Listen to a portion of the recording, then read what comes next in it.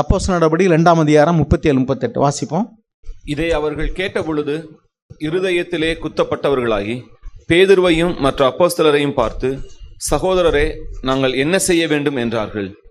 பேதுரு அவர்களை நோக்கி, நீங்கள் மனம் திரும்பி ஒவ்வொருவரும் பாவ மன்னிப்புக்கென்று இயேசு கிறிஸ்துவின் நாமத்தினாலே ஞானஸ்நானம் பெற்றுக் கொள்ளுங்கள், அப்பொழுது பரிசுத்த ஆவியின் வரத்தை பெறுவீர்கள். போதும். பாருங்க, மனம் திரும்புதல் அதனுடைய ஒரு பகுதி. இதெல்லாம் அப்படியே நடக்கும் ஆட்டோமேட்டிக்கா. நம்ம மனம் திரும்பணும்னு சொல்றதல்ல. உன் மனம் சனப்பொழுதுல டைரக்ஷன் மாறிடும், அவ்வளவுதான். மனம் திரும்புதல் என்னங்க? இந்த பக்கம் போறோம், இந்த பக்கம் திரும்புறது. உலகத்தை நோக்கி, பாவ இன்பத்தை நோக்கி, பணத்தை நோக்கி, பொருளை நோக்கி போய்கிட்டு இருந்தேன். இப்போ டைரக்ஷன் திரும்புறேன், அதான் மனம் திரும்புறது. என்ன அர்த்தம்? நான் இப்போ தொண்டி பக்கம் போய்கிட்டு இருந்தேன், இப்போ நான் மனம் திரும்பிட்டேன், இப்போ நான் மதுரை பக்கம் போறேன். முடிஞ்சு வச்சா இல்லையா? டர்ன், அவ்வளோதான். Turn from sinful ways to turn to God, அவ்வளோதான். சாத்தான் பிடியிலிருந்து இந்த பக்கம் திரும்புறதாங்க. டைரக்ஷன் மாறுது, அவ்வளோதான். என் வாழ்க்கை உலகத்தின் பக்கம் போய்கிட்டு இருந்தேன், இப்போ தேவர் பக்கம் திரும்புறது. இதுக்கு எவ்வளோ நேரம் ஆகும்? ரைட் டர்ன், அவ்வளோதான். எவ்வளோ நேரம் ஆகும்? மனம் திரும்ப எவ்வளோ நேரம் ஆகும்? நீ பாவத்திலிருந்து முழுவதுமாக விடுதலை ஆகிருன்னு சொல்லலைங்க. திரும்பு, டர்ன். இந்த திசையிலிருந்து இந்த திசைக்கு திரும்பு. சாத்தானை நோக்கி பார்த்துக்கிட்டு இருக்கேன், அவன் பின்னாடி போய்கிட்டு இருக்க, இப்போ தேவனை நோக்கி திரும்பு. உன் இருதயத்தில் ஒரு மாற்றம், ஒரு திருப்பம், ஒரு திருந்துதல், அதைத்தான் கேட்கிறார் தேவன். இதுக்கு எவ்வளோ நேரம் ஆகும்? ரட்சிக்கப்படாமல் இருக்கிறவங்கலாம் உங்களுக்குள்ளே கேட்டு பாருங்க, இதற்கே எவ்வளோ நேரம் ஆகும்? இப்போ நீங்கள் என்ன முடிவெடுக்கணும்? நீ சுகமாக விரும்புகிறாயா? நீ பார்வையாடைய விரும்புகிறாயா? ஆமாண்டவரே, நான் விரும்புகிறேன், பாவம் செய்யாத வாழ விரும்புகிறேன். இதை உன்னால் மனப்பூர்வமாக சொல்ல முடிஞ்சா யூ ஆர் சேவ்டு. ஏன்னா ஆண்டவர் சொல்லிட்டார், என்னிடத்தில் வருகிற ஒருவனையும் புறம்பே தள்ள. ஐயோ, நான் இன்னும் பாவத்துக்கு அடிமையாக இருக்கிறேன். அது 2வது படிங்க. ஒரு பழக்கம் உன்னை அடிமைப்படுத்தி இருக்கிறது, நீ அதிலிருந்து விடுதலையாக வேண்டும் என்பது ஒரு காலம்புறா நடக்கக்கூடிய காரியம். That is sanctification. அது காரம் பூரா. அது பிலிப்பியர் 2:12-13 எழுதியிருக்கு. என்ன எழுதியிருக்கு? பயத்தோடு நடுக்கத்தோடு உங்களுடைய ரட்சிப்பு நிறைவேற பிரயாசப்படுங்கள். பாவம் மன்னிப்பு பெற்றுக்கொள்வதற்கு சனப்பொழுதில் நீ ஆண்டவரை ஏற்றுக்கொண்டு விசுவாசித்தா போதும், மனம் திரும்பிட்டா போதும். அதுக்கு அடுத்து மறுபடியும் பாவம் செய்யாமல் வாழ்றதுக்கு தான் நம்ம பிரயாசப்பட்டுக்கிட்டே இருக்கோம். அது முடியும். இன்னைக்கு பாவம் செஞ்சு மன்னிப்பு கேட்கறது, பாவம் செஞ்சு மன்னிப்பு கேட்கறது அப்படி இல்லை. நீ பாவமே செய்யாமல் வாழ முடியும். இப்போ நீ பாவத்துக்கு அடிமையாக இருக்கிறாய். நீ ஒரு நாள் பாவத்தை நீ அடிமைப்படுத்த முடியும். சாத்தான உன் காலு கீழே கொண்டு வர முடியும். அதுக்கு தான் நம்ம பிரயாசப்பட்டுக்கிட்டே இருக்கிறோம்.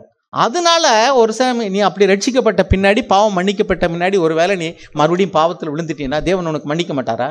கண்டிப்பாக மன்னிப்பார். ஏன்? அப்போ நீ விரும்பி பாவம் செய்தாய், இப்பொழுது விரும்பாமல் பாவம் செய்தாய். அப்பொழுது நீ திட்டம் போட்டு பாவம் செய்தாய், இப்பொழுது நீ தவறி விழுந்து விட்டாய். தீர்மானம் எடுக்கிறதுல நீ தோற்று போய் விட்டாய். நீ பாவியா இருக்கும்போது, துரோகியா இருக்கும்போது, ரோமர் 5:8 வாசிக்கிறோம். நீ பாவியா இருக்கும்போது, துரோகியா இருக்கும்போது, தேவனற்றவனா இருக்கும்போது, எதிரியா இருக்கும்போது உனக்கு தேவன் மன்னித்தார், உனக்காக மரித்தார் என்று சொன்னால், இப்பொழுது நான் பாவம் செய்யாம இயேசுவை பின்பற்றி செல்வேன்னு தீர்மானம் எடுத்த பின்னாடி தவறிட்டா உன்னை அவர் கைவிடுவாரா? என்ன அவிசுவாசம் இன்னைக்கு. இப்போ கேள்வி என்னன்னா, நீ பாவம் செஞ்சு உலக இன்பத்தை அனுபவிக்க விரும்புகிறாயா அல்லது பாவம் செய்யாது வாழ விரும்புகிறாயா? இதுதான் கேள்வி. It is left to you. பாவம் செய்யாது வாழ விரும்புகிறேன் ஆண்டவரே, என் பாவத்தை மன்னிங்க, நீ பாவம் செய்யாது வாழ உதவி செய்யுங்க. இதுதான் இப்போ கேள்வி. இப்போ தீர்மானம் எடுத்துட்டீங்களா?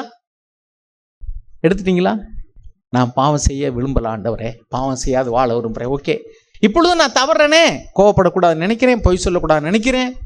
இப்போ நீ தவறி விழுகிறாயா? பரவாயில்ல, நம்பிக்கையோடு இப்போ இயேசுவை பின் செல். கண்டிப்பாக உன்னை தேவன் விடுதலை ஆக்குவார். உன்னை அரைக்கிணறில் விட்டுட்டு போக மாட்டார். உன்னை முழுமையான ரட்சிப்புகளை நடத்துவார். கொஞ்சம் குறை இருந்துச்சுன்னு சொன்னாலும் அதை அவர் வருகையிலே உன்னை முழுமையாக அவர் சாயலாகவே மாற்றி விடுவார். காலம்புறா நமக்கு போராட்டம் உண்டு. தவறி ஒரு வேளை விழுகலாம், ஆனால் நம்பிக்கை இழந்துடாத. நீ தேவனுடைய பிள்ளை தான், தேவனுடைய பிள்ளை தான். என்னைக்கும் உன் பாவங்களை விரும்பி செய்கிறதுலேருந்து நான் இனிமே பாவம் செய்ய மாட்டான்னு தீர்மானம் எடுத்துட்டியோ, இப்பொழுது நீ தேவனுடைய பிள்ளை, தேவனை நோக்கி தான் போய்கிட்டு இருக்கிற. உன்னை கைவிட மாட்டார். விழுந்தாலும் நீ எழுந்துரு, கண்டிப்பாக தேவன் உனக்கு மன்னிப்பார். ஆனால் உன் இருதயத்தில் மாத்திரம் திட்டம் போட்டு துணிகரமாக பாவம் செய்கிற நிலைமைக்கு போகாத. அதுதான் பின்மாற்றம். அப்பொழுதுதான் நம்ம ரட்சிப்பு இழக்கிறதுக்கான அபாயம் இருக்குது. ஓகேயா? சரி, நான் சொன்னேன் விலையேற பெற்ற ரட்சிப்புன்னு. இது குறித்து நாம் இப்போ ரோமர் 5:8 வாச்சோம். நான் பாவியாக இருக்கும்போது இயேசுமன் எனக்காக மரித்தார்னா அது எவ்வளோ பெரிய காரியம். துரோகியாக இருக்கும்போது 5, 6, 8, 10 படிச்சு பாருங்க ரோமரில். நான் பாவியாக இருக்கையில் கிறிஸ்து மரித்ததினாலே தேவன் நம்மேல் வைத்த தமது அன்பை விளங்க பண்ணினார். It is demonstration of his love. நம்மேல வைத்து அவருடைய அன்பை வெளிப்படுத்துகிறார். அதனால் அது அளவு பெரியது. மரணத்தின் மூலமாக அந்த அன்பை வெளிப்படுத்துகிறார். நான் பாவியாய் துரோகியாய் இருந்த பொழுது எனக்காக மரித்ததுனால அவருடைய அன்பு இன்னதென்று அறிகிறோம். அதுக்கடுத்து என்னன்னா 1 பேதுரு 1:9-19 நான் WPTCங்கிற ஒரு டிரான்ஸ்லேஷன்லேருந்து இதை வாசிக்க விரும்புகிறேன். இந்த வேதாகமத்தினுடைய மொழிபெயர்ப்பு தமிழில் கொஞ்சம் எளிமையாக நீங்கள் ஈஸியாக புரிஞ்சுக்கிற மாதிரி இருக்கும். வாசிக்கணும். உங்கள் விசுவாசம் ஒரு குறிக்கோளை உடையது, இறுதியில் உங்கள் ஆத்தும ரட்சிப்பாகிய நற்பலனை பெறுவீர்கள். உங்களுடைய விசுவாசம் ஒரு குறிக்கோளோடு உடையது. அது என்ன? என் ஆத்துமா முழுமையாக ரட்சிக்கப்பட வேண்டும், பாவம் செய்யாது வாழக்கூடிய ரட்சிப்புக்குள்ளாக நான் போக வேண்டும். இறுதியில் உங்கள் ஆத்துமா ரட்சிப்பாகிய நற்பலனை பெறும். அது இறுதியில், இப்போ இல்லை, எப்போது அது நடந்துக்கிட்டே இருக்கும். கொஞ்சம் கொஞ்சமா. பள்ளி படிப்பு 12 வருஷம் படிக்கிறோங்க. நீங்கள் ஒருவேளை கோபத்திலேருந்து ரட்சிக்கப்படுறதுக்குன்னு 10 வருஷம் ஆச்சு, ஆகலையா? பரவாயில்ல. 12ஆம் கிளாஸ் வரைக்கும் படிப்பு இருக்குது, ஸ்கூல் படிப்பு. அதுக்கடுத்து காலேஜ் படிப்பு இருக்குது. கவலைப்படாங்க. ஆனால் நேற்று இருந்த மாதிரி என்ன இருக்கக்கூடாது. நேற்று கை நீட்டு அடிக்கிறவனா இருந்தால் இன்றைக்கி நீ சத்தம் போடுறவனா இருப்ப. இன்றைக்கி சத்தம் போடுறவனா இருக்கிறவ நாளைக்கு நீ சத்தம் போடாமல் உள்ளத்துக்குள்ளே முறுமுறுப்ப. 3வது அடுத்த படி போகும்போது உள்ளத்துக்குள்ளேயும் அதிலிருந்து தேவன் என்ன செய்ய வரணுடைய விடுதலாக, முறுமுறுப்பு இல்லாத, குறை சொல்லாத, கோவப்படாத, உள்ளத்துக்குள்ளேயே கோவப்படாத ஒரு வாழ்க்கைக்கு நான் நடத்த முடியும். ஒவ்வொரு சூழ்நிலையும் நீ கதறிக்கிட்டே இருக்கணும். ஆண்டவரே என்னை ரட்சியும். தேவன் நினைவார், ரட்சிப்பில் நடத்திக்கிட்டே இருப்பார். ஓகே, சரி, அடுத்து வாசிங்க. உங்களுக்கு காட்டப்பட வேண்டிய கிருபையை பற்றி தீர்க்க தரிசனம் சொன்ன தீர்க்கதரிசிகள் கவனமாக ஆராய்ந்து இந்த ரட்சிப்பை பற்றி அறிய முயன்றிருக்கிறார்கள். இயேசு கிறிஸ்துவின் ஆவியானவர் அத்தீர்க்கதரிசிகளிடம் இருந்தார். கிறிஸ்துவுக்கு நேர இருக்கிற துன்பங்களை பற்றியும் அதை தொடர்ந்து வரப்போகும் மகிமையை பற்றியும் அந்த ஆவியானவர் ஏற்கனவே சொல்லி இருக்கிறார். அந்த ஆவியானவர் எதை குறித்து பேசுகிறார் என்று அறிய தீர்க்கதரிசிகள் முயன்றார்கள். அச்சம்பவங்கள் நடக்கும் நேரம் மற்றும் சூழ்நிலை பற்றி அறிய தீர்க்கதரிசிகள் முயன்றார்கள். அவர்கள் செய்த பணி அவர்களுக்குரியதல்லவென்று அந்த தீர்க்கதரிசிகளுக்கு உணர்த்தப்பட்டது. தீர்க்கதரிசிகள் உங்களுக்காக பணியாற்றினார்கள். இவ்விஷயங்களை பற்றி அவர்கள் பேசிய பொழுது அவர்கள் உங்களுக்கு சேவை செய்து கொண்டிருந்தனர். ஒரு நிமிஷம் பாருங்க. இந்த ரட்சிப்பு இவ்வளவு பெரியது ஏன் தெரியுமா? முன்னொரு காலத்திலேயே தீர்க்கதரிசிகள் மூலமாக நம்ம அடைகிற ரட்சிப்பை பற்றி பேசப்பட்டது. அந்த தீர்க்கதரிசிகள் கேட்குறாங்க, என்ன கேட்குறாங்கன்னா, இது எப்போ நடக்கும், இது யார் மூலமாக நடக்கும், எங்கேருந்து நடக்கும், எப்படி நடக்கும் அப்படின்னு தெரிஞ்சுக்கிற ஆசையாக எல்லாம் கருத்தாய் வேத வசனங்களெல்லாம் ஆராய்ந்து பார்த்தாங்க. தேவன் சொன்னாங்க, இது உன் காலத்தில் நடக்காது, இது உனக்குரிய செய்தி கிடையாது, பின் சந்ததிக்கு உள்ளது, பின்னொரு காலத்தில் வருவார், இயேசு வருவார், அவர் இப்படி தான் பிறப்பார், இப்படி தான் மரிப்பார், இப்படி தான் அந்த ரட்சிப்பு வரும் அப்படின்னு அவர்களுக்கு சொல்லப்பட்டது. அப்படின்னா அவர்கள் ஆராய்ச்சி செய்தார்கள். அது யாருக்காக? அது அவர்களுக்காக அல்ல, பின்னால் வரக்கூடிய சந்ததியாகிய நமக்காக. அதனால தான் இங்கே எழுதியிருக்கு, அவர்கள் உங்களுக்காக பணி செய்தார்கள் எழுதியிருக்கு. ஒரு தீர்க்கதரிசனம் சொல்கிறேன் பாருங்க. ஏசாயா தீர்க்கதரிசனுடைய புத்தகம் 53வது அதிகாரம் 4-6 வாசிங்க. ஏசாயா 53:4-6. மெய்யாகவே அவர் நம்முடைய பாடுகளை ஏற்றுக்கொண்டு நம்முடைய துக்கங்களை சுமந்தார். நாமோ அவர் தேவனால் அடிபட்டு வாதிக்கப்பட்டு சிறுமைப்பட்டவர் என்று எண்ணினோம். நம்முடைய மீறுதல்கள் நிமித்தம் அவர் காயப்பட்டு நம்முடைய அக்கிரமங்கள் நிமித்தம் அவர் நொறுக்கப்பட்டார். நமக்கு சமாதானத்தை உண்டு பண்ணும் ஆக்கினை அவர் மேல் வந்தது. அவருடைய தழும்புகளால் குணமாகிறோம். நாம் எல்லாரும் ஆடுகளைப் போல வழி தப்பித் திரிந்து அவனவன் தன் வழியிலே போனோம். கர்த்தரோ நம் எல்லாருடைய அக்கிரமத்தையும் அவர் மேல் விழப்பண்ணினார். அவர் நெருக்கப்பட்டும் ஒடுக்கப்பட்டும் இருந்தார், ஆனாலும் தம்முடைய வாயை அவர் திறக்கவில்லை. அடிக்கப்படும்படி கொண்டு போகப்படுகிற ஒரு ஆட்டுக்குட்டியைப் போலவும் தன்னை மயிர் கத்திரிக்கிறவனுக்கு முன்பாக சத்தமிடாது இருக்கிற ஆட்டை போலவும் அவர் தம்முடைய வாயை திறவாதிருந்தார். போதும். இது தீர்க்கதரிசி ஆகிய ஏசாயா எப்போ எழுதினார் தெரியுமா உங்களுக்கு? BC 681. இயேசு கிறிஸ்து பிறப்பதற்கு 681 வருடங்களுக்கு முன்பாக எழுதினார். இப்போ நம்ம எங்கே உட்காந்துருக்கிறோம்? இயேசு கிறிஸ்து பிறந்த பின்னாடி 2022 வருஷத்தில் உட்காந்துருக்கோம். அப்படின்னா இந்த தீர்க்க தரிசனம் உரைத்த ஏசாயா எத்தனை வருஷத்துக்கு முன்னாடி நமக்கு முன்னாடி வாழ்ந்தார்? கிட்டத்தட்ட 2700 வருஷங்களுக்கு முன்னாடி வாழ்ந்தார். 2700 வருஷங்களுக்கு முன்னாடி வாழ்ந்த ஏசாயாவுக்கு அவருடைய 700 வருஷம் 681 வருஷம் கழிச்சு பின்னாடி வரப்போடக்கூடிய ஆண்டவரை பற்றியும் அவர் மூலமாக பின் சந்ததியார் அடைய போகிற ரட்சிப்பை குறித்தும் தேவன் வெளிப்படுத்துகிறார். தேவனுக்கு 1000 வருஷம் ஒரு நாள் மாறிக்க, ஒரு நாள் 1000 வருஷம் மாறி. அவரை பொறுத்த வரைக்கும் அப்போ தீர்க்கதரிசிக்கு எத்தனை நாளைக்கு முன்னாடி வெளிப்படுத்துறாரு? ஒரு நாளைக்கு முன்னாடி தான். 681 வருஷம்னா 1000 வருஷம் கூட இல்லை, பின்னாடி நடக்க போறது பத்தி. அப்ப ஏசாயா தீர்க்கதரிசி ஆராய்ச்சி செய்றார். இது யாரை குறித்து சொல்லியிருக்கு? அவர் காயப்படுவார், அவர் அடிக்கப்படுவார், அவர் மூலமாக அவருடைய பாடுகள்னால நமக்கு ரட்சிப்பு. இதெல்லாம் யார் குறித்து எழுதியிருக்கு? எங்கே எழுதியிருக்கிறேன்? உனக்கு தெரியாதுப்பா. இது நான் 681 வருஷம் கழிச்சு ஒருத்தர் வரப்போறாரு. அதை பற்றி நீ இப்போ ஆராய்ச்சி பண்ணுனா, அப்போ நான் ஏன் இதை பற்றி ஆராய்ச்சி பண்ணணும்? பின்னாடி வரக்கூடிய சந்ததிக்கு தான் நான் இப்போ சொல்கிறேன், எழுதி வை. அவர் எழுதி வச்சு போயிட்டார். இப்போ நம்ம படிக்கிறோம், ஓ அப்போவே நடந்துருச்சா, அப்போவே சொல்லிட்டாரா? அதனால தான் இது அவ்வளவு விலையேற பெற்ற ரட்சிப்பு. தீர்க்கதரிசியால் முன் உரைக்கப்பட்டது இப்பொழுது நடக்கிறது. அவ்வளவு விலையேறப்பட்ட ரட்சிப்பு. தீர்க்கதரிசிகள் ஆராய்ச்சி பண்ணாங்க, அவங்களுக்கு வெளிப்படுத்தப்படலை, அவங்களால கண்டுபிடிக்க முடியல யாரை குறித்து சொல்லப்பட்டதுன்னு. சொன்னதை மட்டும் எழுதி வச்சுட்டாங்க. அதனால தான் அது அவ்வளவு விலையேறப்பட்டது. ஆண்டவராய் இயேசு கிறிஸ்துனுடைய இறப்பில் 60 தீர்க்க தரிசனங்கள் நிறைவி இருக்குன்னு ஒருத்தர் சொல்றார். 60 தீர்க்க தரிசனம். அவரை காட்டி கொடுக்கறத பற்றி எழுதியிருக்கு, அவர் கன்னியின் வயிற்றில் பிறப்பார் என்று எழுதியிருக்கு, அவருக்கு காட்டி கொடுக்கறது விளைக்கிற என்னன்னு எழுதியிருக்கு, அவர் உயிர் தெழுவார்னு எழுதியிருக்கு. எல்லாமே தீர்க்க தரிசனமாய் முன்னுரைக்கப்பட்டது. 60 தீர்க்க தரிசனங்கள் அவர் மரணத்தில் நிறைவேறினது என்று எழுதுகிறார். அதில் இன்னொன்று சொல்கிறேன் கேளுங்க. ஆதியாகமத்தில் 3வது அதிகாரம் 17 வசனம், இதோ ஸ்ரீயின் வித்துக்கும் உன் வித்துக்கும் பகை உண்டாக்குவேன். எப்போ நிறைவேறினது அது? ஆதியாகமங்கிறது பல 1000 வருஷத்துக்கு முன்னாடி, ஒரு 3000 4000 வருஷத்துக்கு முன்னாடி, இயேசு பிறக்கிறதுக்கு முன்னாடி உள்ளது. மொத்தமே 6000 வருஷம் தான் சொல்லப்பட்டிருக்கு இது வரைக்கும். அப்ப சொல்லப்பட்டது என்ன சொல்லப்பட்டது? சிறியின் வித்துக்கும் உன் வித்துக்கும். உலகத்திலேயே சிறியின் வித்து இயேசு ஒருத்தர் தாங்க. உலகத்திலேயே சிறியின் வித்து யாரு? அதாவது நம்ம எல்லாருமே ஒரு ஆணுடைய வித்து, ஒரு ஆணுடைய வித்து ஒரு சிறியின் மூலமாக பிறக்கணும். ஆனால் இயேசு கிறிஸ்துவுக்கும் ஆணுடைய வித்து இல்லாமல் பிறந்தவர். யார் மூலமாக பிறந்தார்? பரிசுத்த ஆவியினால் உற்பவித்தார். இதை இயேசுவை இரட்சகர் என்று ஏற்றுக்கொள்ளாத முஸ்லிம் மதத்தினர் கூட சொல்கிறாங்க, இயேசு கிறிஸ்து பாவம் இல்லாமல் பிறந்தார், தேவ அருளால் பிறந்தார்னு சொல்கிறாங்க. சரி, இப்போ இயேசு கிறிஸ்து தேவனுடைய ஆவியினால் பிறந்ததுனால மனுஷனுடைய வித்து அல்ல, ஸ்ரீயின் வித்து. இப்போ எப்போ சொல்லிட்டாரு தேவன் இதை? ஆதியாகமம் 3:17, 4000 வருஷத்துக்கு முன்னாடி, இயேசு பிறக்கிறதுக்கு முன்னாடியே. எவ்வளோ வருஷம் கழிச்சு அது நிறைவேறுது பார்த்தீங்களா? ஸ்ரீயின் வித். உன் வித்துக்கும் அவர் வித்துக்கும் என்ன செய்வேன்? உனக்கும் ஸ்ரீக்கும் உன் வித்துக்கும் அவள் வித்துக்கும் பகையை உண்டாக்குவேன். 15 3வது அதிகாரம் ஆதியாகமம். அவர் உன் தலையை நசுக்குவார். சிலுவையில் உன் சாப்டர் க்ளோஸ். இப்போ அவன் செத்த பாம்பு துடிச்சுக்கிட்டு இருக்கான், அவ்வளோதான். அவனுடைய சாப்டர் என்ன ஆயிடுச்சு? க்ளோஸ். ஏன் அவன் ஆகாய சங்கிலி, அந்தகார சங்கிலினால கட்டி அடை வச்சிருக்கான், அங்கேயும் ஓடிக்கிட்டு இருப்பான். கடைசியில் முடிவு இனிமேல் நடக்க போகுது. ஓகே, சரி.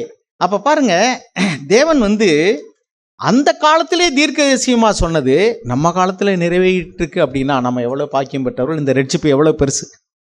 உலக தோற்றத்திலே சொன்ன காரியம் நிறைவேறி இருக்கு 4000 வருஷம் கழிச்சு. நமக்கு முன்னாடி இயேசு கிறிஸ்து வருவதுக்கு முன்னாடி 681 வருஷத்துக்கு முன்னாடி வாழ்ந்த எசாயா சொல்லியிருக்கிறாரு. நாம் அதுக்கு பின்னாடி இப்போ 2000 வருஷம், அவர் வந்ததுக்கு பின்னாடி 2000 வருஷம் கழிச்சிருக்கிறோம். இப்பொழுது நிறைவேறி கொண்டிருக்கிற காரியங்கள் எல்லாம் வேதத்தில் எழுதியிருக்கு. உலகம் எப்படி முடியுங்கிறதெல்லாம் எங்கே எழுதியிருக்கு? வேதத்தில் எழுதியிருக்கு. இனிமேல் வரப்போகிற காரியங்கள்லாம் எழுதியிருக்கு. நம்ம யோசிக்கிறோம் ஆண்டவர் எப்படி வருவார். அன்னைக்கு உள்ளவங்க அப்படி தான் யோசிச்சிருப்பார். எசாயா தீர்க்கதரிசி யோசிச்சிருப்பார், இந்த ரட்சகர் எப்படி வரப்போறாரு, எப்படி அடிக்கப்படுவார், அடிக்கப்பட்ட ஆட்டுக்குட்டி போல கொண்டு போகப்படுவார் எழுதியிருக்கேன். மயிர் கத்தரிக்கிறவனுக்கு முன்னாடி சத்தமிடாது இருக்கிற ஆட்டுக்குட்டி போல இருப்பார்னு எழுதியிருக்கேன். அவர் யோசிச்சு பார்க்குற, அவர் மனசு கேட்டவே இல்லை. இப்போ நம்ம ஆண்டவராக இயேசு கிறிஸ்து வரையை பற்றி யோசிச்சுக்கிட்டே இருக்கிறோம். அவர் எப்போ வரப்போறாருன்னு தெரியல. 2000 வருஷத்துக்கு முன்னாடி உள்ளவங்க இப்போ வந்துடுவார்னு நினச்சாங்க. 2000 வருஷத்துக்குள்ளே இப்போ வருவார்னு சொல்லிக்கிட்டு இருக்கோம். எப்போ வருவார்னு நமக்கு கரெக்டாக தெரியாது. ஆனால் நம்ம யோசிக்கிறோம், ஆராய்ச்சி பண்ணுறோம். இது மாதிரி தான் அவர் ஆராய்ச்சி பண்ணிகிட்டே இருந்தார். யார்? தீர்க்கதரிசிகள். வாசிங்க, தொடுத்து வாசிங்க. நற்செய்தியை உங்களுக்கு போதித்த மனிதர்களே அச்செய்திகளையும் உங்களுக்கு கூறியிருக்கிறார்கள். பரலோகத்தில் இருந்து அனுப்பப்பட்ட பரிசுத்த ஆவியானவரின் உதவியால் அவர்கள் அதை உங்களுக்கு கூறினார்கள். தேவதூதர்களும் அறிந்து கொள்ள விரும்புகின்ற காரியங்கள் உங்களுக்கு அறிவிக்கப்பட்டன. எனவே ஒரு நிமிஷம், தேவதூதர்களும் அறிந்து கொள்ள விரும்புகிற காரியம் என்ன? ஏன் தெரியுமா தேவதூதர் ரட்சிப்பு குறித்து அறிய விரும்பினாங்க? தேவதூதன் பாவம் செய்தான், அவன் தள்ளப்பட்டு போனான். they received justice and not grace. அவர்களுக்கு இரக்கம் கிடைக்கல. அவர்களுக்கு என்ன கிடைச்சது? அவர்கள் செஞ்ச பாவத்துக்கு தக்கனதான தண்டனை கிடைத்தது. அவன் தள்ளப்பட்டு போனான். பாவம் செஞ்சவன் தள்ளப்பட்டு போனானுங்க, அவ்வளவுதான். ஆனா மனிதர்களுக்கு தேவன் என்ன செய்றாரா? கிருபையை தருகிறார், பாவ மன்னிப்பை தருகிறார். அது யார் மூலமாக தருகிறார்? அவருடைய குமாரனாகிய இயேசுவின் மூலமாக தருகிறார். ஆச்சரியமா பார்க்குறாங்க. உங்கள் சமூகத்தில் நின்று வேலை செஞ்சுக்கிட்டு இருக்கிற எங்களுக்கு கிடைக்காததை இந்த மனுஷனுக்கு கொடுக்குறீங்களே, அதன் ரகசியம் என்ன? எப்படி கொடுக்க போறீங்க? தேவ தூதர்களும் என்ன செய்றாங்களா? அதை ஆச்சரியத்தோடு கூட பார்க்கிறார்கள். ஏன் தேவன் அதை நமக்கு கொடுக்கல? நம்மளுடைய பகுதியாக இருக்கக்கூடிய தேவதூதர்கள் தப்பு பண்ணும்போது தள்ளிவிட்ட தேவன், இரக்கம் காட்டாத தேவன், கிருபையை கொடுக்காத தேவன். கிருபைங்கிறது ரெண்டு அர்த்தம். ஒன்று என்ன? இரக்கம். இன்னொன்று பாவம் செய்யாது வாழ, பலகீனத்தில் தாங்க தேவன் பாராட்டக்கூடியதான, தரக்கூடியதான பலன். அதுதான் இப்போ இந்த காலத்துக்கு நமக்கு கிரியை செய்கிறது. ஆனால் அந்த பலன் யாருக்கு இல்லை? அவங்களுக்கு. தேவதூதர்கள் பாவம் செய்யாது வாழ்கிறதுக்கானது இயல்பாகவே பெற்றிருந்தாங்க இல்லையா? ஆனால் அவங்களுக்கும் சுயாதீனம் இருக்குது. அவர்கள் பாவம் செய்தார்கள்.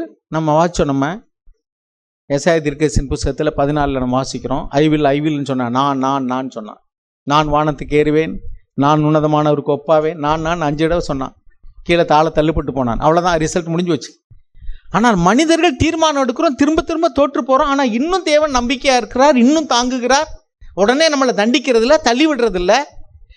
இந்த ரட்சிப்பை குறித்து தான் தேவதூதர்களும் ஆச்சரியமாக பார்த்தா, தனக்கு கிடைக்காத இந்த ரட்சிப்பு இந்த மனுஷர்களுக்கு கிடைக்க போதே, நம்மை காட்டிலும் கீழான நிலைமையில் உள்ளவங்க. நாமெல்லாம் பூமியில தான் இருக்கிறோம். அவன் வானத்தில் இருந்தான், அவன் தேவனை தரிசித்தான். நம்ம தேவனையும் தரிசிக்கல, இயேசு கிறிஸ்துவையும் தரிசிக்கல, விசுவாசித்து தான் வாழ்ந்துகிட்டு இருக்கோம். நமக்கு தேவன் இரக்கம் பாராட்டுகிறார், கிருபையை தருகிறார் பாவம் செய்யாது வாழ்றதுக்கு. ஆனால் அவர்களுக்கோ தேவதூதர்களுக்கோ அது கிடைக்கல. நமக்கு கிடைக்காத இந்த ரட்சிப்பை எப்படி கொடுக்க போகிறார் தேவன்? யார் மூலமாக கொடுக்க போகிறார்? ஏன் கொடுக்கிறார்? ஆராய்ந்தார்களாம். வாசிங்க. தேவ தூதர்களும் அறிந்து கொள்ள விரும்புகின்ற காரியங்கள் உங்களுக்கு அறிவிக்கப்பட்டன. நற்செய்தி யாருக்கு அறிவிக்கப்பட்டது? யாருக்கு? மனிதர்களாகிய நம்ம. யார் மூலமாக? பரிசுத்த ஆவியானவர் மூலமாக. எப்படி வந்தது? அதுக்கடுத்து வாசிங்க. எனவே உங்கள் மனங்களை சேவைக்கு ஆயத்தப்படுத்தி தன்னடக்கத்தோடு இருங்கள். தன்னடக்கத்தோடு இருங்க, தாழ்மையா இருங்க. நீங்க சம்பாதிச்சுட்டே நினைக்காதீங்க. தேவன் இரக்கமா இருந்து முற்காலத்தில் வாழ்ந்த தீர்க்கதரிசிகளுக்கு வெளிப்படுத்தாதவைகளை உங்களுக்கு வெளிப்படுத்தினார். தேவ தூதர்களுக்கு கிடைக்காத ஒரு கிருபையை உங்களுக்கு கொடுத்தார். ஆனபடினால நீங்க என்னுடைய உழைப்பினால, என்னுடைய திறமையினால, என்னுடைய நற்கிரியைகளால சம்பாதிச்சேன்னு சொல்லாத, தன்னடக்கத்தோடு இரு. அடுத்து என்ன வாசிக்கிறோம்? இயேசு கிறிஸ்து தோன்றும் போது உங்களுக்கு வாய்க்க போகிற கிருபையின் பரிசின் மீது முழு நம்பிக்கை கொள்ளுங்கள். தேவன் வாக்கு பண்ணதான அந்த கிருபை எப்ப அவர் வரும்பொழுதுதான் நமக்கு கிடைக்கும். அதன் மேல முழு நம்பிக்கையா இரு. அடுத்து, கடந்த காலத்தில் இந்த காரியங்களை நீங்கள் புரிந்து கொள்ளவில்லை. கடந்த காலத்தில் இந்த காரியங்கள்லாம் நமக்கு விளங்கல. அடுத்து, எனவே நீங்கள் விரும்பிய தீய செயல்களை செய்து வந்தீர்கள். ஏன் நீங்க செஞ்சு வந்தீங்க? அடுத்து வாசிங்க. ஆனால் இப்போது கீழ்ப்படுகிற தேவனுடைய பிள்ளைகளாக இருக்கிறீர்கள். எனவே ஏற்கனவே நீங்கள் கொண்டிருந்த தீய ஆசைகளுக்கு ஏற்ப வாழ்வதை நிறுத்துங்கள். உங்களை அழைத்த தேவன் பரிசுத்தமானவர். ஆதலால் நீங்களும் நீங்கள் செய்கிற ஒவ்வொரு காரியத்திலும் பரிசுத்தமானவர்களாக இருங்கள். வேத வாக்கியங்களில் இவ்வாறு எழுதப்பட்டுள்ளது, நான் பரிசுத்தராக இருப்பதால் நீங்களும் பரிசுத்தராய் இருங்கள். தேவனிடம் நீங்கள் பிரார்த்தனை செய்யுங்கள், அவரை பிதா என்று அழையுங்கள். ஒவ்வொரு மனிதனின் வேலையையும் சமமாக நோக்கி தேவன் பாரபட்சம் இன்றி நியாயம் வழங்குகிறார். எனவே நீங்கள் இவ்வுலகில் வாழும்போது தேவனிடம் பயத்தோடும் மரியாதையோடும் வாழ வேண்டும். தேவனிடத்தில் பயத்தோடும் மரியாதையோடும் வாழுங்க. ஏன்னா இது உங்களால் உண்டானது அல்ல. இந்த ரட்சிப்பு தேவன் இலவசமா தந்தார், கிருபையா தந்தார். தேவ தூதர்களுக்கு கிடைக்காத உங்களுக்கு தந்தார். பழைய காலத்தில் வாழ்ந்த எத்தனையோ மனிதர்களுக்கு கிடைக்காத உங்களுக்கு கொடுத்தார் நம்முடைய காலத்துல. அதனால தன்னடக்கத்தோடு கூட, தேவ பயத்தோடு கூட, நீங்க பயத்தோடு நடுக்கத்தோடும் இந்த ரட்சிப்பு உங்களிடத்தில் முழுமை பெறுவதற்கும் முடிவு வரைந்து நீங்க நிலைத்திருப்பதற்கும் பிரயாசப்படுங்க. அடுத்து வாசிங்க. நீங்கள் கடந்த காலத்தில் தகுதியற்ற வாழ்க்கை வாழ்ந்து கொண்டிருந்தீர்கள். உங்கள் முன்னோர்கள் மூலமாக வாழ்க்கை முறையை நீங்கள் அறிந்து கொண்டீர்கள். அப்படிப்பட்ட வாழ்விலிருந்து நீங்கள் ரட்சிக்கப்பட்டீர்கள் என அறிவீர்கள். இந்த ரட்சிப்பு அழியும் பொருட்களாகிய பொன், வெள்ளி போன்றவற்றால் அல்ல, குற்றம் குறையில்லாத ஆட்டுக்குட்டியான இயேசு கிறிஸ்துவின் விலைமதிப்பற்ற இரத்தத்தினால் நிகழ்ந்ததாகும்.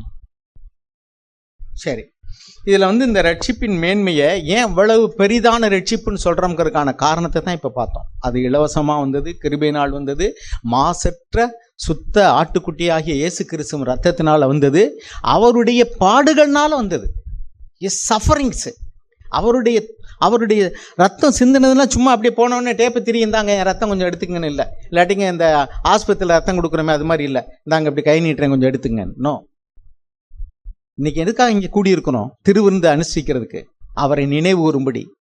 எதுக்காக நினைவு கூறுறோம்? அவர் அடிக்கப்பட்டார், அவர் நொறுக்கப்பட்டார். எனக்காக பரலோக மேன்மையை துறங்கி வந்தார். தேவதூரை காட்டிலும் மேலானவராகிய அவர் தேவதூரை காட்டிலும் கீழானவனாகி ஒரு மனுஷனாக வந்தார். ஒரு சாதாரண மனிதனைப் போல கூட இல்லை, ஒரு அடிமையைப் போல வாழ்ந்தார். கடைசியில அவரை உலகம், சொந்தம், பந்தம் எல்லாரும் அவரை ரிஜெக்ட் பண்ணாங்க. ஆனபடினால நீயாவது அவரை ரிஜெக்ட் பண்ணாம ஏற்றுக்கொள். நீ ஏற்றுக்கொண்டால் உனக்கு ரட்சிப்பு கிருபையினால இலவசமா தேவன் தருவார். நீ செய்ய வேண்டியதெல்லாம், நீ பாவத்தில் விழும்போதெல்லாம் மனம் திரும்பி தேவனை நோக்கி காதரு. பாவம் செய்யாது வாழும்படிக்கு எனக்கு உதவி செய்யுங்க ஆண்டவரே, பலத்தை தாங்க ஆண்டவரேன்னு கேளு. நீ பயம் இல்லாம வாழாத, உன் மனம் போன போக்கில் வாழாத, கடவுளிடத்துல மன்றாடு. அதுதான் நம்ம எளிமையான தமிழ்ல நம்ம புரிஞ்சுக்கிறது மாதிரி வாச்சோம். நான் விளக்கம் சொல்ல வேண்டியதே இல்லை. அப்படி இருந்தா தேவன் கண்டிப்பாக நம்ம ஒருவரையும் கைவிடவே மாட்டார். அந்த இயேசு கிறிஸ்துவனுடைய மரணத்தின் மூலமாக, பாடுகளின் மூலமாக, துன்பத்தின் மூலமாக இந்த விலையேற பெற்ற ரட்சிப்பை பெற்றிருக்கிறோம். அது எவ்வளவு விலைக்கிறையும் வாய்ந்ததுங்கிறது நீ புரியலைன்னு சொன்னா நீ அசட்டை பண்ணுவாய். அன்னைக்கு அவர் யாருன்னு தெரியல உங்களுக்கு. இவர் தச்சன் மகன் தானே, நாசரேத்தூரான் தானே, யோசேப்பின் மகன் தானே, மரியாளின் மகன் தானே அப்படின்னு தான் சொல்லிக்கிட்டு இருந்தாங்க. ஆனபடினால அவர்களுக்கு அந்த ரட்சிப்பு கிடைக்கல. அவரோ கோழி தன் குஞ்சுகளை செட்டையின் கீழே அரவணைத்துக் கொள்ளு போல அரவணைத்துக் கொள்ள ஆர்வமா இருந்தால் அவர்களோ அவரை தள்ளிவிட்டார்கள். நாம் அப்படி இருக்கக்கூடாது அருமையானவர்களே. இப்பொழுது நம்ம இயேசு எதற்காக பாடுபட்டாருங்கிறத நம்ம நினைவு கூர்ந்துதான் ஆண்டவரே நமக்கு நன்றியுள்ளவளா இருக்கிறோம். தேவ தூதர்களுக்கு கிடைக்காத ரட்சிப்பு, முன்னோர்களுக்கு கிடைக்காதது, இன்னும் உலகத்துல எத்தனையோ பேருக்கு கிடைக்காதது. என்னுடைய கிரியையினால நீங்க தரல, நான் நற்கிரியை செஞ்சதுனால எனக்கு பரிசா தரல, உம்முடைய இரக்கத்தினால எனக்கு தந்திருக்கீங்க. ஆனபடினால் ஆண்டவரே நாங்கள் நன்றியோடு கூட உம்மை நினைவு கூறுகிறோம். எனக்கு சமாதானத்தை உண்டு பண்ணும் ஆக்கினை அவர் மேல் வந்தது. அவர் அன்னைக்கு பாடுபட்டதுனால, மரித்ததுனால எனக்கு ரட்சிப்பு. அவர் பரலோகத்திலிருந்து இறங்கி வந்ததுனால பூலோகத்துக்கு, இப்ப நான் பூலோகத்திலிருந்து பரலோகத்துக்கு ஏறி போறேன். இதுதான் நன்றியோடு கூட நாம் இயேசுவை நினைவு கூர்ந்து இன்னைக்கு இந்த திருவிருந்தில் பங்கு பெறுகிறோம். இன்னும் அருமையானவர்களே, ரட்சிக்கப்படாமல் இருக்கிறவங்க தயவு செய்து, தேவ தூதர்களுக்கு மன்னிப்பு கிடைக்கல, நமக்கு மன்னிப்பை இலவசமாய் தர விரும்புகிறார். நீ பெற்றுக்கொள்வதில் உனக்கு என்ன தடை? உன் மனசுல நான் பாவம் செய்யாது வாழ விரும்புகிறேன் ஆண்டவரே, என் பாவத்தை செஞ்ச பாவத்தை மன்னிச்சிருங்க, இனிமே பாவம் செய்யாது வாழ எனக்கு உதவி செய்யுங்கன்னு கேட்கறதுல உனக்கு என்ன கஷ்டம்? நீ என்ன காணிக்க செலுத்தணுமா? ஆட்டு மாட்டை பலி கொடுக்கணுமா? பாத யாத்திரை போகணுமா? விரதம் இருக்கணுமா? இலவசமா தர்றதை பெற்றுக்கொள்றதுல உனக்கு என்ன கஷ்டம்? வாசல் வழியா வர்ற சபையில உட்கார்ந்து இருக்கிற, இலவசமா தேவன் கிருபையினால் உனக்கு ரட்சிப்பை தர, பாவ மன்னிப்பை தர விரும்புறாரு. அந்த வஸ்திரத்தை வாங்கி போட்டுக்கிறல உனக்கு என்ன கஷ்டம்? போ. அழுகையும் பற்கடிப்பு உண்டாயிருக்கிறதான அந்த இடத்துக்கு போன்னு சொன்னார். இந்த இலவசமா கிருபையினால தரக்கூடிய ரட்சிப்பை நீ அசட்டை பண்ணினால், இவ்வளவு பெரியதான விலையேறப்பட்ட ரட்சிப்பை நீ அசட்டை பண்ணினால் தண்டனைக்கு எப்படி தப்பித்துக் கொள்வோம்? ஒரு பெரிய கேள்வியோட முடியுது. இவ்வளவு பெரியதான ரட்சிப்பை குறித்து நீ அசட்டை பண்ணினால் அல்லது அக்கறை இல்லாதிருந்தால் தண்டனைக்கு எப்படி தப்பித்துக் கொள்வோம்? இன்னைக்கு நிறைய கிறிஸ்தவர்கள் எதுக்கு ஆண்டவர் தேடுறாங்க தெரியுமா? உலகத்தார் தேவனை எதுக்கு தேடுறாங்களோ அதுக்காக தான் தேடுறாங்க. உலகத்தார் எதுக்காக தேடுறாங்க? உலகத்தார் அவங்க இந்த உலகத்துல அவர்களுக்கு ப்ரொமோஷன் கிடைக்கணும், பணம் கிடைக்கணும், வேலை கிடைக்கணும், பிரச்சனை தீரணும், உலக இன்பங்கள் அடையணும், நான் நினைச்ச காரியத்தை கையூடி வர பண்ணணும், இதுக்கு தாங்க தேடுறாங்க. மொட்டை அடிச்சுக்கிறதும் சரி, காலில் செருப்பு போடாமல் பாத யாத்திரை போகிறதும் சரி, விரதம் இருக்கிறதும் சரி, காணிக்க கொடுக்கறதும் சரி, அள்ளி அள்ளி கொடுக்கறதும் சரி, எதுக்கு? இதுக்காக தான். அவர்கள் விரும்புறது நடக்க வேண்டும். ஆனால் தேவன் என்ன சொல்றாருன்னா, நீ பாவம் செய்யறதுக்கு காரணமே உன் சுயம்தான். நீ விரும்புறத நடக்க நிறைய நினைக்கிறனாலேயும் உனக்கு இன்பமானது, உனக்கு மகிமையானது, உனக்கு பேர் உண்டாகணும், உனக்கு லாபம் உண்டாகணும், இப்படி நீ வாழ்ந்தா அது உன்னை பாவத்துக்கு நேரம் கொண்டு போயிடும். நீ விரும்புறது கிடைக்கும் போது ஆண் அள்ளிக்கிறப்ப. ஆனால் தேவன் என்ன சொல்றாருன்னா, இப்ப நான் விரும்புறது நீ செய். உன்னை நான் படைச்சது எனக்காக தான். நீங்க வீடு கட்டினது யாருக்காக கட்டினீங்க? பக்கத்து வீட்டுக்காரன் குடி இருக்கிறதுக்கா? யாருக்காக? நமக்காக. நம்ம வண்டி வாங்குறது யாருக்காக? நமக்காக. அப்ப தேவன் மட்டும் நம்மளை படைச்சது யாருக்காக நினைக்கிறீங்க? அவருக்காக படைச்சாருங்க. நமக்காக படைக்கல, அவருக்காக தான் படைச்சார். உலகத்தை நமக்காக படைச்சாரு, ஆனா நம்மளையோ அவருக்காக படைச்சார். நீங்க ஆட்டமாட்டை வாங்கி அதுக்கு ஒரு செட்டு போட்டு உட்கார வைக்கிறீங்க, அல்லது வண்டியை வாங்கி ஒரு நல்ல தார்பாயை போட்டு மூடி நனையாம வைக்கிறீங்க. எதுக்காக பாதுகாக்கிறீங்க வண்டியை? இந்த வண்டி நல்லா இருக்கட்டும் யாராவது தூக்கிட்டு போட்டோம்னா இல்லை, நம்ம அனுபவிக்கிறதுக்காக. அப்ப தேவன் நம்மளை அவருக்காக தான் படைச்சாரு. அதனாலதான் அவர் நம்மளை ரட்சித்தார். இதை புரிஞ்சுக்கிட்டோம்னா இனி நான் எனக்காக வாழ மாட்டேன், என்னை படைத்த என்னை மீட்ட எனக்காக ஜீவன் விட்டு அவருக்காக வாழ்வேன். தீர்மானம் எடுவோம், மனசுல தீர்மானம் எடு. அதுதான் இப்போ முக்கியம். ரிப்பண்ட் அப்படின்னா மனதில், உன் மனசுல திரும்பு, உன் டைரக்ஷனை மாத்து. இனிமே நான் எனக்காக வாழ மாட்டேன், இனிமே நான் தேவனுக்காக வாழும். இனிமே என்னுடைய மகிமை நான் தேட மாட்டேன், தேவனுக்கு என்னுடைய நாமத்துக்கு மகிமை வாழும். புசித்தாலும் குடித்தாலும் எதை செய்தாலும் தேவனுடைய நாமம் மகிமைப்படும்படியே செய்வீர்களாக. ஐயோ எனக்கு சோதனை வருதே, மனுஷனுக்கு நேரிடுகிற சோதனையை தவிர உனக்கு என்ன புதுசாக வந்துச்சு? 1 கொரிந்தியர் 10:13 வாசிக்கிறோம். மனுஷனுக்கு நேரிடுகிற சோதனை இல்லாமல் உனக்கு புதுசாக என்ன வந்துச்சு சொல்லு? இந்த உலகத்தில் யாருக்குமே வராத உனக்கு வந்துருச்சா? நீங்கள் நினைக்கலாம், அப்படி இல்லை. ஆனால் தேவன் சொல்கிறாரு, நீ என்னை விசுவாசித்தா அது தப்பித்துக் கொள்ளும்படியான போக்கை உனக்கு உண்டு பண்ணுவேன். சோதனை வரும், பிரச்சனை வரும். நீ மனுஷனாக இருக்கிறனால எல்லாருக்கும் வரக்கூடிய பிரச்சனை உனக்கும் வரும். ஆனாலும் என்னை நீ விசுவாசித்தால் உனக்கு தப்பித்துக் கொள்ளும்படியான போக்கை என்ன செய்வேன்? நான் உனக்கு உண்டு பண்ணுவேன். இதை விசுவாசிக்க நம்ம தயாரா? ஒரே நாளில் நீங்கள் அப்படியே தவி குதிச்சு பாவத்தை விட்டு வெளியே வர முடியும் நினைக்காதீங்க. ஒரு சில காரியத்தில் உடனே பிள்ளை ஆனா போட உடனே கற்றுக்கிடுது, ஆனால் ஈனா போடுறதுக்கு கஷ்டப்படுது. அப்படிதாங்க, சில எழுத்து ஈஸியாக இருக்குது, சில எழுத்து பிள்ளைகளுக்கு கஷ்டமாக இருக்குது. சில காரியங்கள் ஈஸியாக இருக்கும், சில காரியங்கள் கஷ்டமாக இருக்கும். Don't worry. எந்த பிள்ளை நடக்க ஆரம்பிச்சுட்டு உட்காந்து கிடக்கு, அது விழுகுது, நம்மளே என்ன சொல்கிறோம்? எந்திரி ஓடுங்கிறோம். தேவன் அப்படி தான் சொல்கிறார், கவலைப்படாத, கலங்காத, தெரியாத, நான் உன்னை கைப்பிடிச்சிருக்கேன், உன்னை நான் கைவிட மாட்டேன். விழுந்துட்டியா? எழுந்திரி. தேவன் உடனே இன்னும் நீ எல்லாம் யூஸ்லெஸ் ஃபுல்லோ, வெளியே போ. வாத்தியார் சொல்லலாம் யூஸ்லெஸ் ஃபுல்லோ, படிக்க வராதுன்னு. எந்த தகப்பனா தாயாக சொல்லுவாங்களா யூஸ்லெஸ் ஃபுல்லோ, வெளியே போ வீட்டை விட்டுன்னு? விழுந்தாலும் தேவன் உங்களை கைவிடுறது இல்லைங்க. ஆனால் உன் மனசில் மட்டும் நீ எப்போதுமே நான் பாவம் செய்யாது வாழணும், உங்களை பின்பற்றி வாழணும் தீர்மானம்.